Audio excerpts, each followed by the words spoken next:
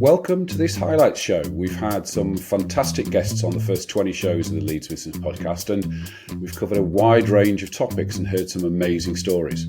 My guests have shared everything from suicide attempts to £20 million turnover businesses crashing, surprise exits, prison sentences, and everything in between. There have been some fascinating tales and some brilliant learnings. For this episode, I've chosen my personal highlights from each of the first episodes, numbers 1 to 10. Hopefully there'll be a few of your favourites in there, and if you missed any of them, feel free to dig back into the archives and give them a listen. So, let's go.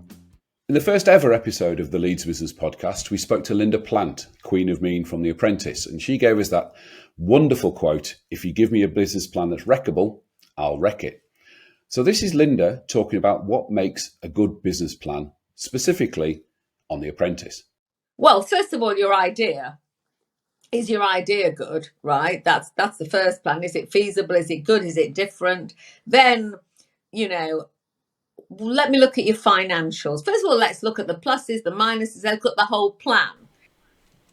And then, are you bringing financials? Are they realistic? I would say the worst thing about a lot of these plans is they're just not realistic. The idea might be good, but then they go off on, tangents of not realistic because they think if they say they're going to make $1 million, it'll impress Al, and it won't.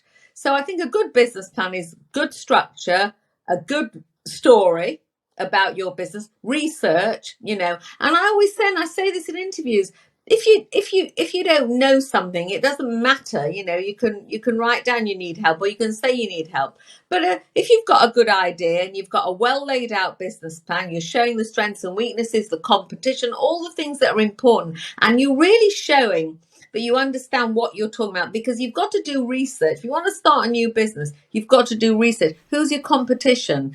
Are they good? Are they bad? What's the prices like? You've got you've got to know about your business. You might not know everything, but you've got to have a good amount of knowledge about your business. And so it's got to be well laid out, well structured. It's got to have financials in. It's got to have a growth plan. It's got to show, is it scalable? Because especially if you're looking for an investment, is this scalable? Is it a scalable business? Some businesses are just not scalable, And the growth has got to be structured and sensible, not 20 grand today and 1 million next year. And how are you going to do it? I don't know, you're not going to do it because you're not going to do that, and you're not going to do that. And that's time and time again. You're a mobile disco. You're not going to be an international party planner next year. Look, ambition is great. You've got to have ambitious, and you've got to have dreams and aspirations, but it's got to be tempered with a growth plan. And is your business scalable to start with? In episode 2, we met Ajaz Ahmed, the man who launched FreeServe. He told us all about the ugly baby syndrome and gave us some great business advice from Simon Cowell, of all people. If you imagine that a couple have just had a baby, and they're in love with that baby, aren't they? Because it's their baby. And you go along and look at the baby and you think, oh shit, that's ugly, isn't it? And it's the same in business. People have got ideas and they think these are fantastic ideas. But the majority of ideas that I get to look at are actually pretty shit, unfortunately. And the best example of this is Simon Cowell on the X Factor or Britain's Got Talent. And you get people there who think they can sing, and in the back they've got their family or their friends with a t-shirt on, praying for it, and they try and sing, and then Simon Cowell says, "No, sorry, but you can't sing." And the reason they think they can sing is they've never actually met anybody who hasn't got vested interest.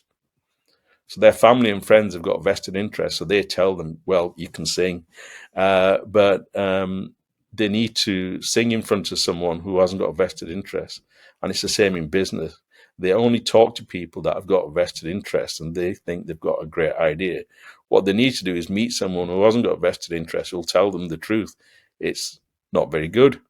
So I've met so many people that have got pretty poor ideas and they've never spoken to someone who's going to tell them the truth. It's not going to work. There's another side to that as well, because I work as a business sounding board, a sort of mentor coach, and yes, that the key that business owners need to have is somebody who's not involved. It's the vested interest. sometimes it's conscious bias, sometimes it's unconscious bias. But I think one of the things that business advisors like myself and yourself can do is not only say your ugly's baby, your baby's ugly. Sorry, I said that wrong way around. Your baby's ugly, but actually to then say, this is how potentially you can change it. This is how you can improve it. This is what needs working on. Yeah. And I think many business owners are so invested and so maybe proud, maybe arrogant, maybe too much self-belief that they won't listen.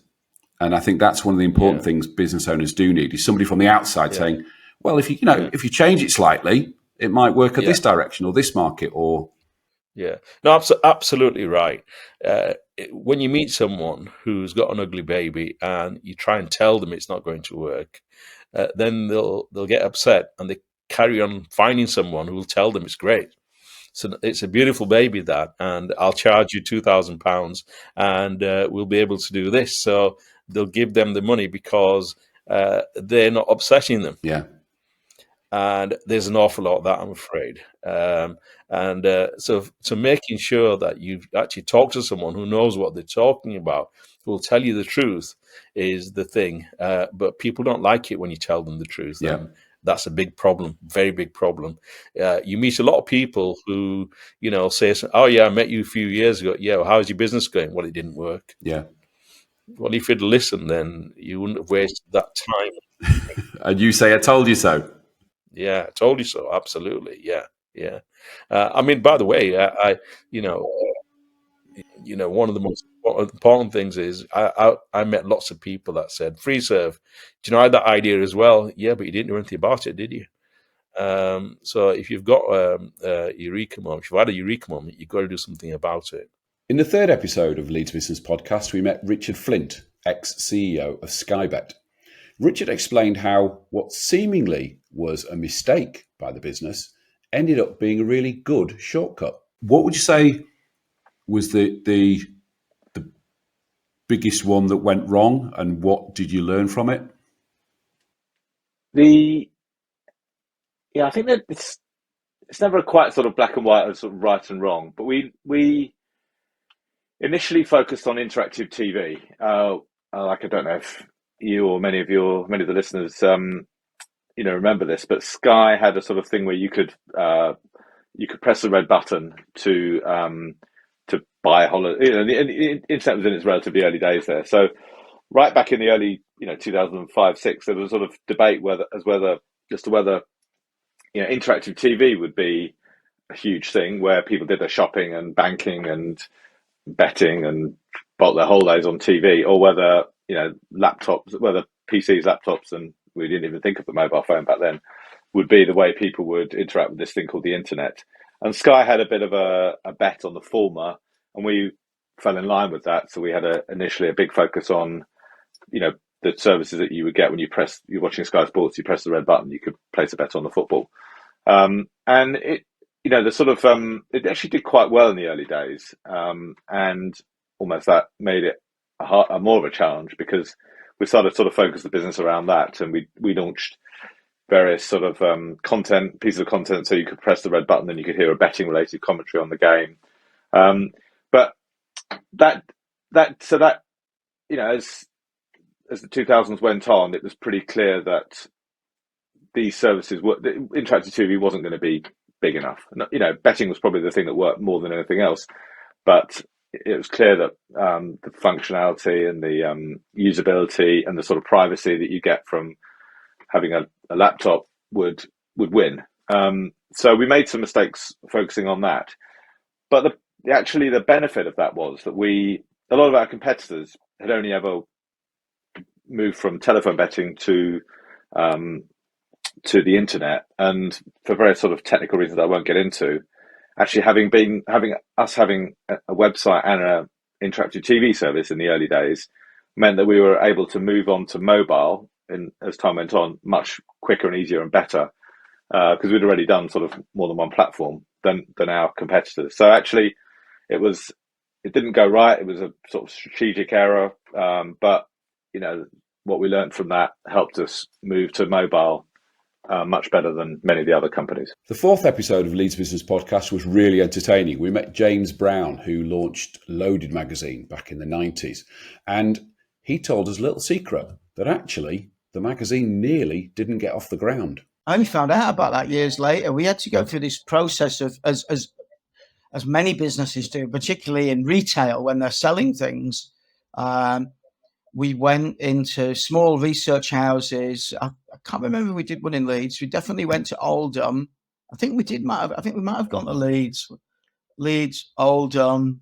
Did about 4 places, and what they do is, I don't know if anyone watching has ever been recruited for sort of market research, but basically they were going to news agents and looking for people buying magazines like The Enemy, or they couldn't find anybody who was buying Arena or Esquire, but a motorbike magazine or a music magazine, specialist magazines, and you get this weird cross section of a guy who reads Kerrang, and a guy who reads Motorcycle News, and a guy who reads sort of a football magazine, and they just couldn't get their heads around the idea of a magazine that would have lots of football and music was my 2 basic pillars, and then after that, clubbing and drinking and drugs and travel and humor, and the idea of, but then again, the people that they pulled in weren't early adopters. They weren't curious people who were looking for new things. They were people who were quite set in their appreciations of their own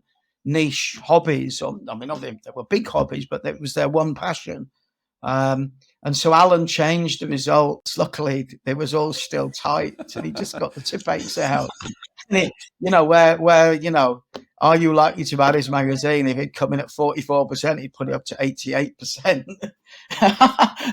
So, because the people who were putting the money up for the magazine, who owned NME, IPC, they were very big. They were called the Ministry of Magazines. They were very staid company. They had titles like Women's Realm and Cajun Aviary Bird and things like that. They weren't a particularly racy, hot, young entrepreneurial company.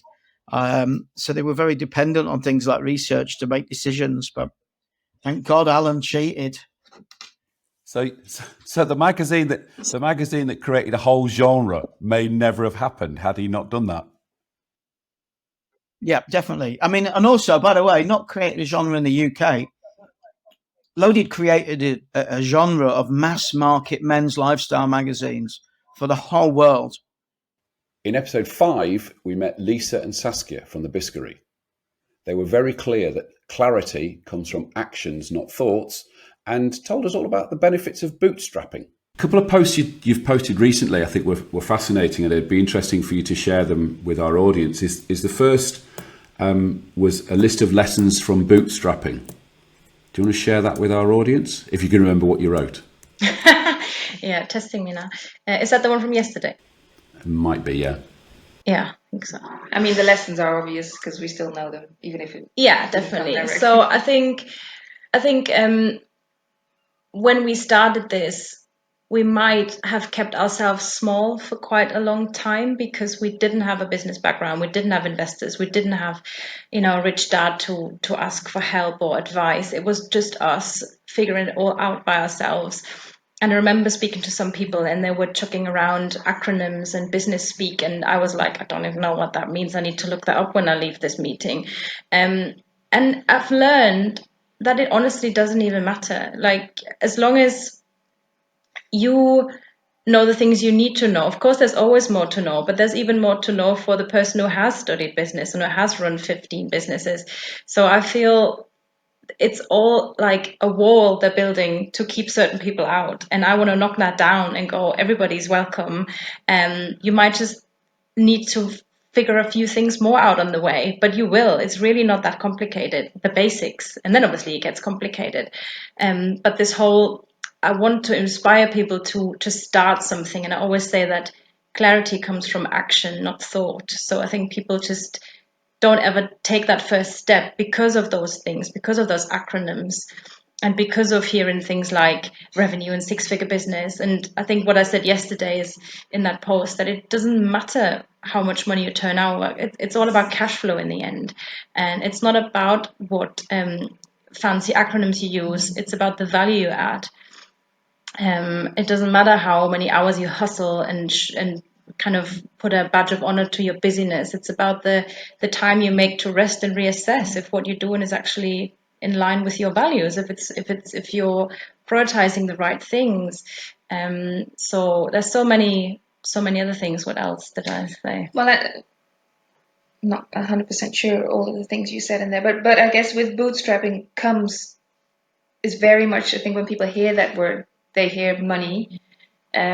So a lot of the people around us, I always feel like, oh yeah, we got a bank loan, or we're going out to our second round of investing round, and we're gonna ask for, you know, I don't know, 150,000 because we want to do X, Y, and Z. And we look at it occasionally. We're like, oh yeah, well, I guess, these people are doing that with that amount of money. But we always come back to the conclusion that we want to keep this business really close to ourselves, because we don't want to be speaking to a bunch of shareholders who have other ideas about how this business should be run. And I think so much of our joy in running this business comes because we run it on our own terms. But it does mean it's not for everybody. It does mean, I mean, we haven't said this, but Lisa put in £500 in 2016. I put in £500 in 2016. And that is literally the only monetary amount that we ever put into this business.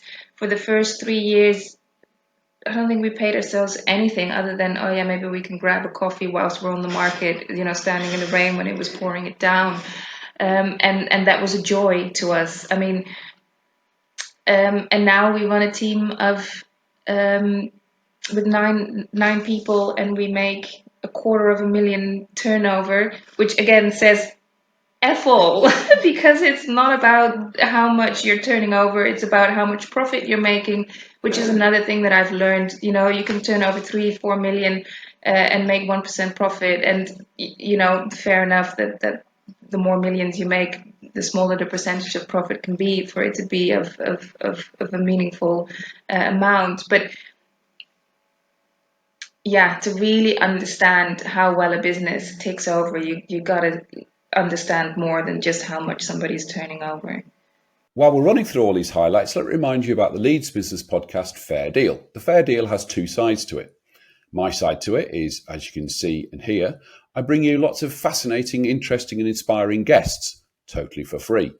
Your side of the deal is you have to do two things. Number one, recommend this podcast to one person you feel will get a benefit from it. And number two, leave us a review, either on the Apple Podcast app at podchaser.com, or give us a thumbs up and a 5-star from Spotify. And if you're watching, hi to everybody who's watching, give us a big thumbs up and a review on YouTube. That's it. That's the Leeds Business Podcast, Fair Deal. Episode 6 saw us talking to Jane Slimming, CEO of the digital agency Zeal. Now, Jane gave us an absolutely fantastic how-to run a tech project when you're not a techie. We do a seminar which teaches, it's called How to Run a Tech Project When You're Not a Tech Person.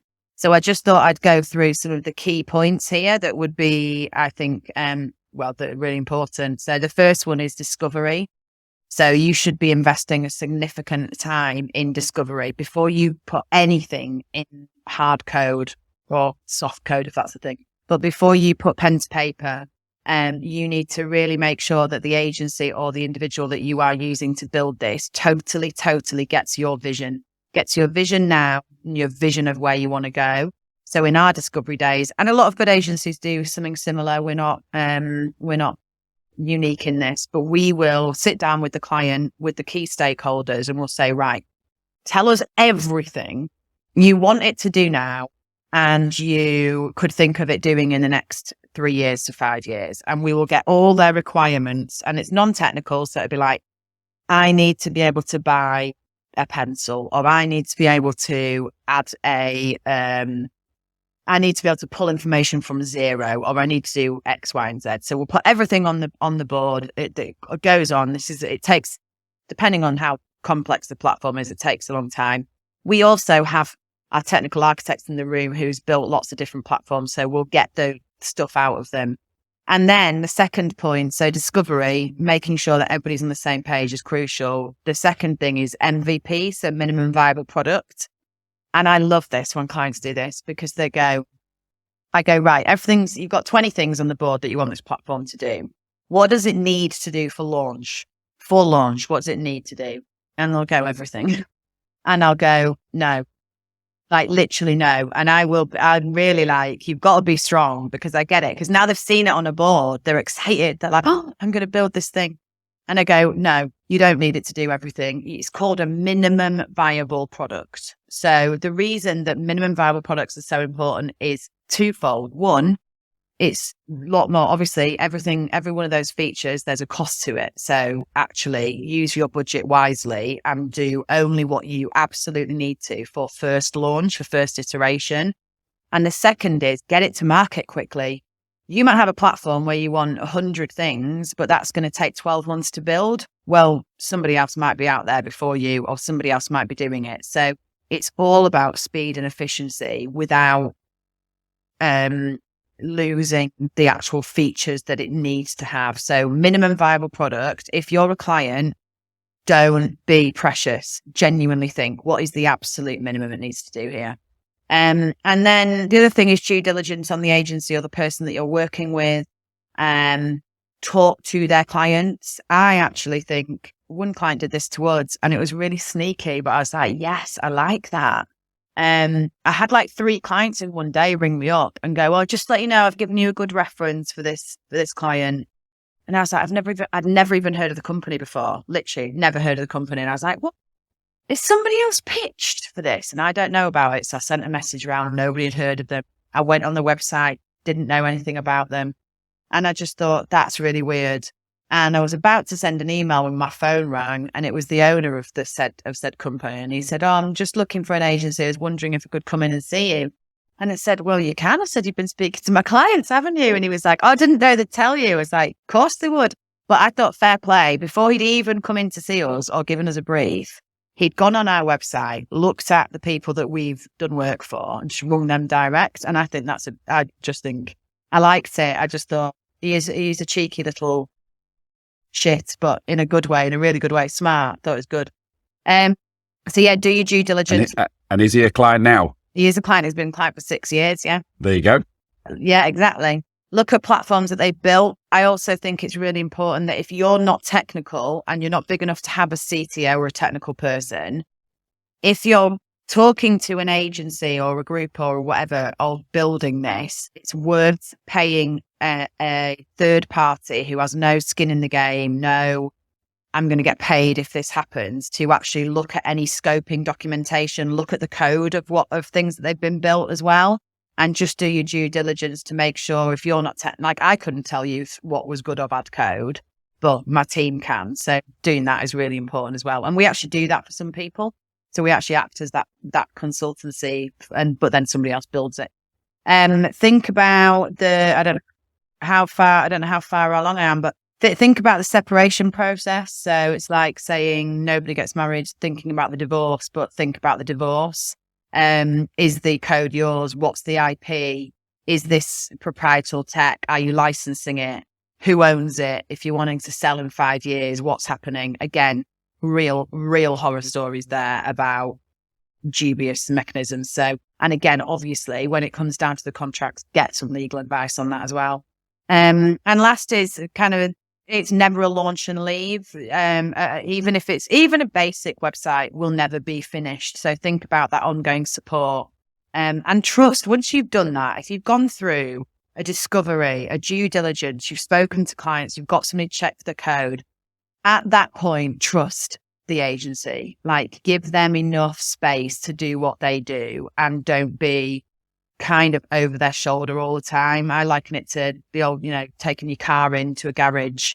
I would not be over the mechanic's shoulder telling him how to, I don't know, change some oil or brakes, whatever. Like, once you've done all that, you have to get to a point where you're like, these are my partners, I do trust them, and go on your gut instinct for that. But it is difficult when you have a client when you feel like every single thing you're justifying, you're fighting for it. I don't like that. I like the clients that go, I trust you, You trust me. You make a mistake, tell us. I make a mistake, I tell you. There's that. And that takes time. I get it. And I get it takes time. But I'd just say be open to doing that. Episode 7 saw us meet Simon Gray, CEO of Boost Drinks, and Simon told us why being first to market is not necessarily the best thing to be. Very much so. I mean, we are a fast follower. You know, we're a challenger brand. That's what we do. You know, our job is not to be the innovator. We have moments of innovation, you know, pure innovation, whether it be going down a different flavor route to what the market's doing and that kind of thing. And I suppose to some degree, price point is one of our sort of areas of real sort of, you know, added value to the marketplace. But yeah, absolutely. Wherever there is a brand leader that's really blazing a trail in sports and energy drinks, we want to be the number 2 behind them. And I suppose that the bigger they become globally and the more they spend on marketing and educating consumers about, you know, the benefits of the proposition, the easier it is for us to kind of like surf on the back as the great value challenger. In episode 8, we met Stuart Clark, one of the founders of the Leeds Digital Festival, but also the man that brought us the Leeds Tech Map. So here's Stuart telling us all about it. Well, it was one of those things where, and again, for years, that key thing for me, as I've mentioned about introducing people, making sure people know who's out there. And one conversation that kept coming back up, you know, maybe I talked to a software firm and they know of 4 or 5 others, but no more than that. Or some people would think they're the only fintech in town, you know, that sort of thing. So I thought, well, we should make we should make all this available. You know, how do we make sure we bring everything together? And part of that, you know, start putting a spreadsheet together. And it's really boring. Nobody wants to sort of scroll down an Excel. So I thought, you know, let's put it in a easy, accessible and a good looking way. So came up with the idea of the tech map.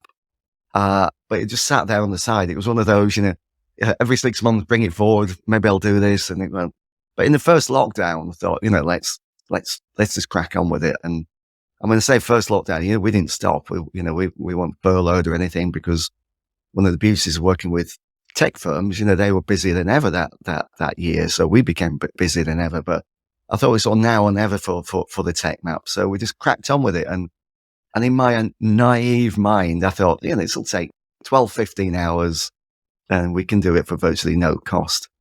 So 200 hours and about $5,000 worth of design costs later, and I think this is version about 5, because every time we thought we had it looking, we had to move one sort of line, and then, you know, you've got all the cross lines. So we launched that back in, I think March 2021. So it's, you know, and it's just been great. So we had quite a few hundred printed.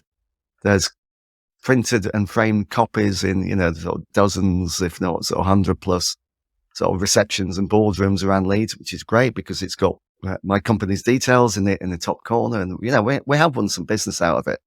But right from the off, we just made it free. If anybody wants a copy, if anybody wants to download it and print it themselves, if anybody wants to use it for any reason, it's out there. It's a resource for the region.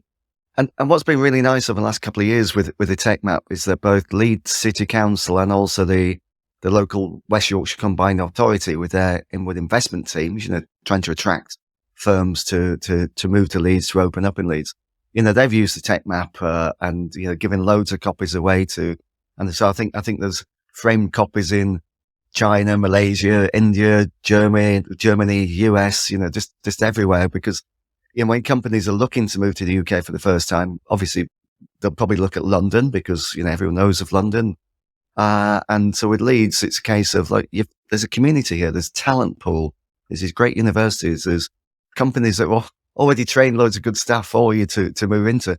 And look, here they are. So again, talking about this incredible, dynamic, forward-thinking tech community that we have here that perhaps Leeds hasn't always got the reputation for, or rather didn't. But I think the last few years, that's really changed radically. And if anybody wants a copy of the tech map, where would they get them? Well, if you go onto paceline.digital, which is our website, you'll see there's a tab on there for Leeds Tech Map. You can download a PDF straight away. If you want the printed copy, just give us a shout. We've still got a few left. Just about being able to get in my bedroom in the last 6 months. when we had them all delivered at first, quite underestimated how many sort of how big a pallet it would be with sort of 400 printed maps all in tubes. Yeah, it's big. Episode 9 saw us discussing one of the coolest products that comes out of Leeds, jukeboxes. CEO Chris Black told us all about how the problems of Brexit really affected his business. For us, initially, the biggest problem was because it never happened, and it took 12 months. I think we were supposed to leave in the March, so we all rocked up after Christmas, coming in thinking, right, what the hell's going on? We've got 12 weeks to really not do anything, because normally on our machines, we've got at least a 10 to 14 week lead time. So when we came back in the January, we did the normal ring round all the distributors, email them and say, right, here we go. You've all had a good Christmas. Here's to the new year. And they all came back in Europe and said, well, we can't buy anything off you because we don't know how we'll get it into the country. We don't know what it'll cost us, because by the time we've sold something over here and you've delivered it, whatever the 1st of March, 12th of March, whenever it was supposed to be, it will have gone. And we might end up selling things cheaper than we bought it for. So you're going to have to bear with us for a few months. So we said, right, fine, that's okay. And then I think it moved out to the July or the August or the October, whenever it was. Tried to blank that year out of my mind, to be honest. And then it ended up being the general election and everything else. And it would just, what we did is we tried to hold on to all our team while we were going quiet, thinking, well, we're only 12 weeks away. We'll take a hit. We'll come back. Well, we took a hit, and then we took another hit, and then we took another hit. So it wasn't a nice time, because they kept moving the goalposts. Obviously, then after, we then had the problems with the transport, but then everything, to be honest, after that went into the oblivion anyway, because COVID hit within sort of like a couple of months, and all we went again was down that line of what's going on with everybody else. So literally, you're just starting now to get through the Brexit thing. And it is a pain. I don't care what anybody says. It's a pain. It's cost a lot of businesses a lot of money. We used to do exhibitions in Holland, and it's a nightmare to get machines in and out of there now. All the Dutch guys used to come to our exhibitions in the UK. We've not seen anybody exhibit from Europe in the UK for our exhibitions for as long as I can remember now, because they just can't be bothered with all the paperwork and the complexities. It's one of those things, we have to get on with it, and that's what we'll do. Once again, it's roll your sleeves up and just try but it is just another hassle.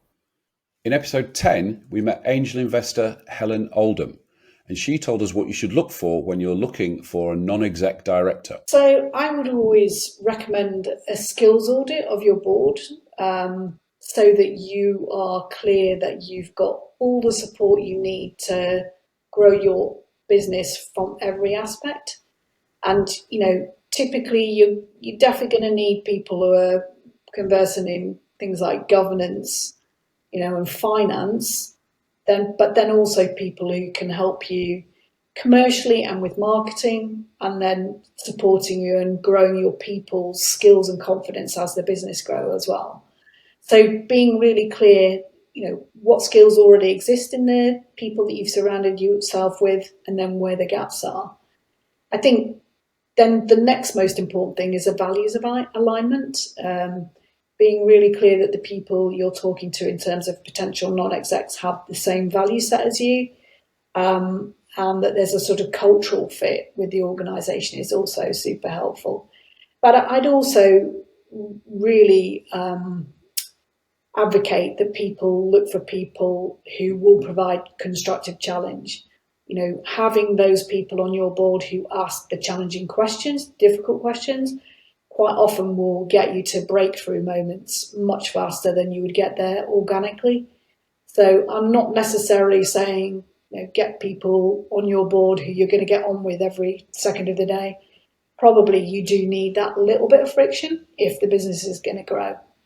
And I think it's up to you then, along with the chair of the board, to make sure that you're getting the most out of those individuals every time you meet, and that everybody understands what their contribution needs to be. Thanks for listening to this episode. I hope you found it interesting, inspiring, and of use. To make sure you don't miss out on any future episodes, please subscribe to the show. Go on, do it now. Do it now before you go off and do something else. Thank you. Much appreciated. Oh, and don't forget our fair deal. See you next week.